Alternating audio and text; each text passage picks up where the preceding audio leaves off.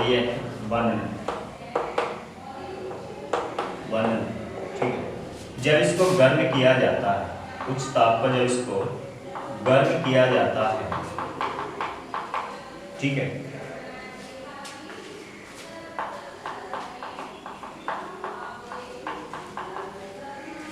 उच्च ताप पर जब इसको गर्म किया जाता है तो पहले क्या होता है, पहले ये ऊष्मा को अवशोषित करती है, अर्थात इस विकिरण को अवशोषित करती है।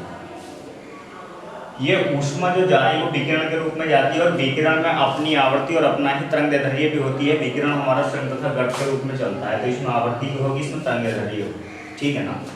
तो जब इसको गर्म किया जाता है तो ये ऊष्मा को अपने अंदर अवशोषित करती है, ठीक है। जो तरंगदैर्ध्य इनके संगत होते हैं तो उनको ये अवशोषित कर लेते हैं, जिससे हमें प्राप्त होता है अवशोषण स्पेक्ट्रम, ठीक है। लेकिन जो तरंगदैर्ध्य, जिसकी तरंगदैर्ध्य अधिक होती है, जिस विकिरण की तरंगदैर्ध्य अधिक होती है, वो विकिरण बाहर निकल जाता है, ठीक है, इस रूप में बाहर निकलती है, ठीक है।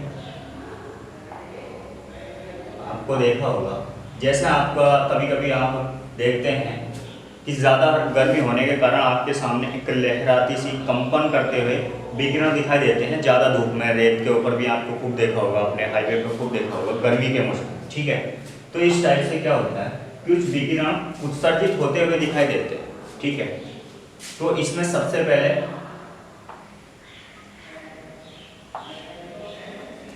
ठीक, तो यहाँ पे सबसे पहले आता है आपका लाइमन से, इनको समझाया जाएगा लाइमन से। उसके बाद आती है आपकी, ये कहाँ से कहाँ तक होती है ये अभी नेक्स्ट चित्र में दिखाया जाएगा, फ्लैश में समझिए। बामर से, बामर से। उसके बाद आती है आपकी पाश्चन श्रेणी, पाश्चन श्रेणी। उसके बाद आती है आपकी ब्रैकेट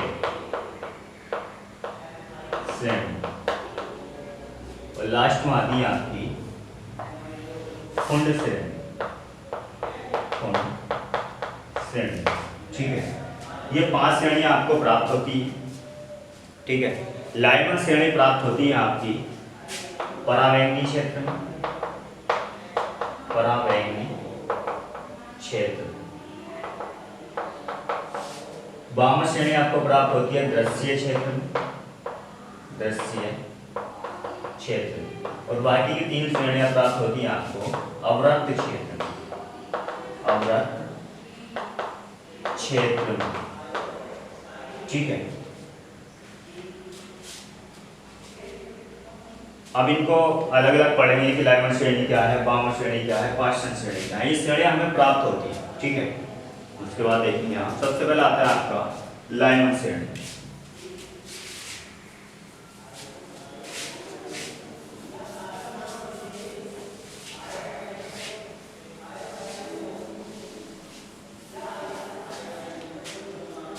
लाइमन श्रेणी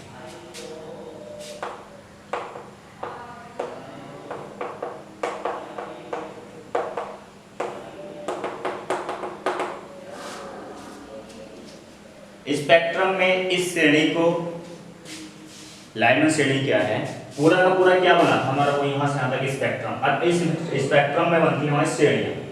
पहले क्या बना, स्पेक्ट्रम नहीं, पहले सबसे पहले बना हमने ऊष्मा को पहले अवशोषित किया, तो अवशोषित स्पेक्ट्रम। फिर ऊष्मा उत्सर्जन, ज़्यादा ऊष्मा देते रहे हम, लगातार जब ऊष्मा देते रहे तो उसकी अवशोषण क्षमता से जो ऊष्मा बच जाती है वह ऊष्मा हमारी उत्सर्जित हो जाती है। तो जब उत्सर्जित हुई तो उससे प्राप्त हुआ हमें उत्सर्जन स्पेक्ट्रम। अब उत्सर्जन स्पेक्ट्रम में हमारी प्राप्त हुई श्रेणियाँ। अब श्रेणियों में पहली श्रेणी आती है हमारी लाइमन श्रेणी। स्पेक्ट्रम में इस श्रेणी को तब प्राप्त किया जाता है जब हाइड्रोजन परमाणु में इलेक्ट्रॉन का संक्रमण ऊंची, किसी भी ऊंची कक्षा से पहली कक्षा में होता है। इस श्रेणी को स्पेक्ट्रम में, स्पेक्ट्रम में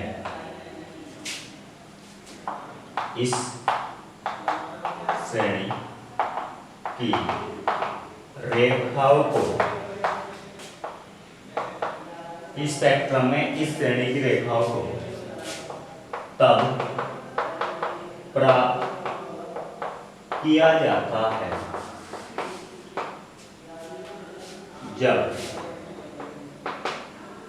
हाइड्रोजन परमाणु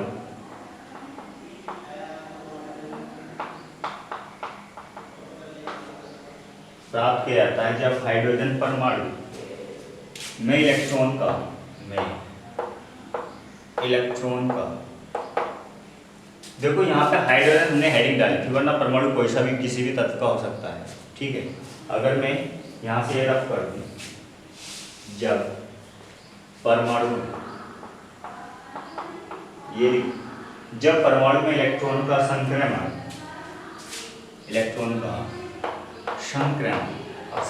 क्या होता है ये भी आपको बताया जाएगा।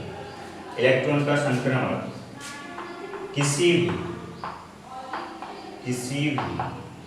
ऊंची कक्षा से निम्न कक्षा में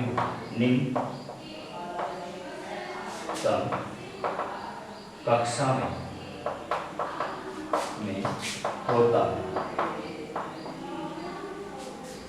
इस लाइमन श्रेणी कब प्राप्त होती है? स्पेक्ट्रम में इस श्रेणी की रेखाओं को हम तब प्राप्त कर सकते हैं जब परमाणु में इलेक्ट्रॉन का संक्रमण किसी भी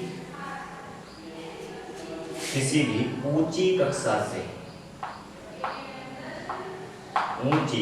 से निम्न कक्षा में होता है। ठीक है, तो इसमें देखेंगे आप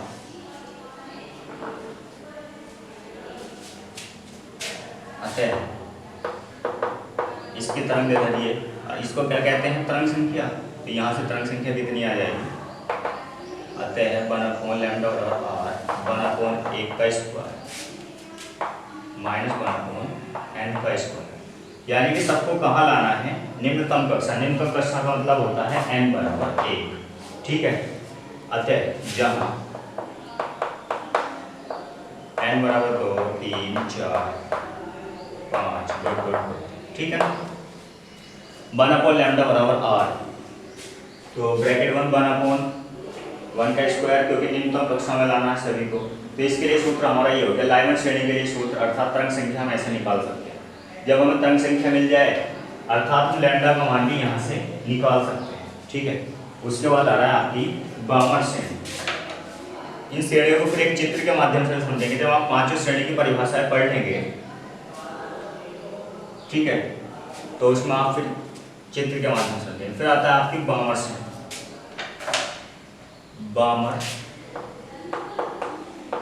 श्रेणी। देखो श्रेणी को याद करना, उनकी परिभाषा करना, याद करना बहुत आसान है। ठीक है, तो स्पेक्ट्रम में इस श्रेणी की रेखाओं को तब प्राप्त किया जा सकता है जब परमाणु में इलेक्ट्रॉन का संक्रमण किसी भी ऊंची कक्षा से दूसरी कक्षा में हो। ऊंची कक्षा से दूसरी कक्षा में होता है, यानी कि n बराबर 2 में होता है। n1, ठीक है, ये था ना n1 माइनस के n2 का स्क्वायर, जब आपने सूत्र लिखा था n1 का स्क्वायर माइनस n2 का स्क्वायर। ठीक है, तो यहाँ पे कितना हो जाना है? 2, और यहाँ पे 2 हट जाए, तो n बराबर, ठीक है, तो दूसरी कक्षा में होता है। बामर श्रेणी। स्पेक्ट्रम में इस श्रेणी की रेखाओं को तब प्राप्त किया जाता है जब परमाणु में इलेक्ट्रॉन का संक्रमण किसी भी ऊंची कक्षा से दूसरी कक्षा में। तीसरी आती है आपकी पाश्चन श्रेणी। पाश्चन श्रेणी की परिभाषा भी सेम ऐसे लिख देंगे, पाश्चन श्रेणी। तो स्पेक्ट्रम में इस श्रेणी की रेखाओं को तब प्राप्त किया जाता है जब इलेक्ट्रॉन का संक्रमण किसी ऊंची कक्षा से तीसरी कक्षा में हो। अब क्या आ जाएगा यहाँ पर? तीसरी कक्षा में। तो आपकी सारी की सारी परिभाषा एक परिभाषा से होगी, बस थोड़ा सा चेंज करना। ठीक है, तो यहाँ से 2 की जगह क्या हो जाएगा? 3। तो n बराबर 4, 5, ठीक है, 4, 5, 6, डॉट ऐसी आगे कुछ संख्याएं हैं। उसके बाद आता है आपका ब्रैकेट श्रेणी। ब्रैकेट में देखेंगे ब्रैकेट श्रेणी, तो इसमें आपका क्या हो जाना है? ऊंची कक्षा से चौथी कक्षा में, चौथी कक्षा में होता है। तो आप यहाँ से क्या करेंगे, 4 बना देंगे यहाँ पर, और ये